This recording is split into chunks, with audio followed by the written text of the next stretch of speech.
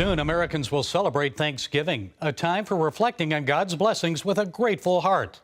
The United States has a rich, godly heritage dating back to the early European settlers. In 1620, the Pilgrims arrived at Plymouth, Massachusetts. The following fall, they shared a meal with members of the Wampanoag tribe, and they thanked God for a bountiful harvest. The Pilgrims came to North America for religious freedom, and their Plymouth colony government was based on biblical principles.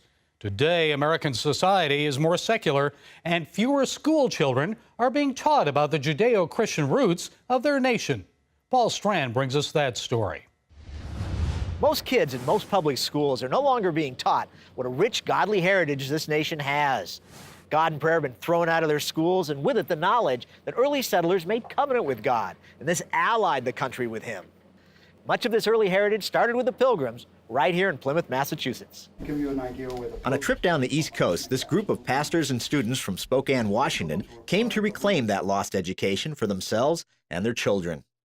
Getting all of this information, revelation, and the heart of God into the next generation. Most of them, if they've been through public school, and even a lot in Christian schools, they don't know their history as far as how our nation was founded. Like the Pilgrims didn't just come here to escape religious persecution, but to set up a new type of government.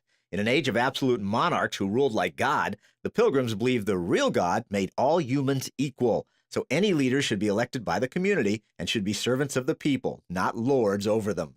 Male, female, doesn't matter. We're all created in the image of God, and therefore no one is above, no one is below. But they have another king, a heavenly king, King Jesus, and that's who they follow. Pilgrim reenactor Leo Martin led this group around Plymouth. What you're not learning is that we are a Christian nation founded on Christian principles, and we tell that story. We don't tell it only because I'm a Christian. We tell it because it's a fact. Some today are taught Pilgrims were stern control freaks, clamping their religion down on everyone. But they knew God as the God of liberty, who wanted men free in Christ. They understood the only way to stay free was by self-governing, each person following the moral code and virtues laid out in the Bible. That actually liberates and brings incredible freedom. Without that moral and virtuous living, they'd need a powerful government to control them. We can only have that liberty if we have that self-government. Because if we don't rule ourselves, someone's going to rule over you. In these and all our actions. That's why almost all early education was about teaching the eternal truths and guidance in the Bible. If we're built on the Bible, which I would believe is objective truth, then it's truth that doesn't change. It's truth that doesn't shift. It's the solid rock. When they sailed from England, they knew well they could die from the New World's harsh winters or Indian arrows, but they still came.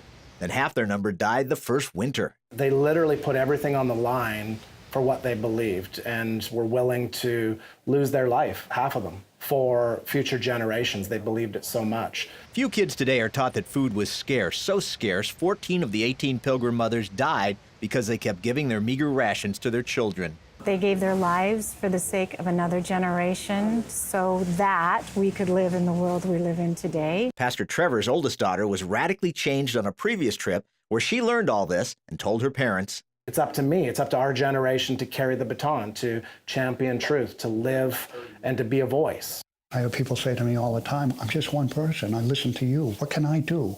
One person can't do anything. 51 people started our country. One person can do something. The Pilgrims weren't colorless and dour, as some teach, because they believed the joy of the Lord was their strength, and they were to be thankful no matter their circumstances. They're famous for Thanksgiving Day, but Martin has a problem identifying that as a specific day. Which one do I pick? The Pilgrims thank God for everything. But little's taught of what made them so thankful, of the miracles and moments where God's hand guided and saved. They needed plowed fields their first year because they had no plows. Right where the Pilgrims landed were fields plowed by the Patuxet tribe that had been wiped out in a plague. What's being taught right now is that they stole the land, that they took advantage of the natives. The Indians did not want the land. They would not come back on it because of the plague. Squanto was a friend of nearby Indian chief Massasoit and was declared a special gift from God by the Pilgrims, who testified they couldn't have survived without him. He'd learned English in Europe. He became the interpreter between the Pilgrims and the Indians. That's the only way they could communicate. When the Pilgrims' foreign crops wouldn't grow in Plymouth, Squanto taught them to plant corn and fertilize it with fish from the local river. As Plymouth rain fell on this group of pastors and students, it recalled a drought that struck a couple of years after the Pilgrims landed. They held a very public fast and prayer time till God sent a miraculous rain right over them that saved the crops. That led a local chief to Christ, along with much of his tribe. Incidents and interventions like these are sprinkled throughout America's history, but so little of it is known anymore to the younger generations who desperately need this knowledge if they're to carry the baton into the future so this can remain one nation under God.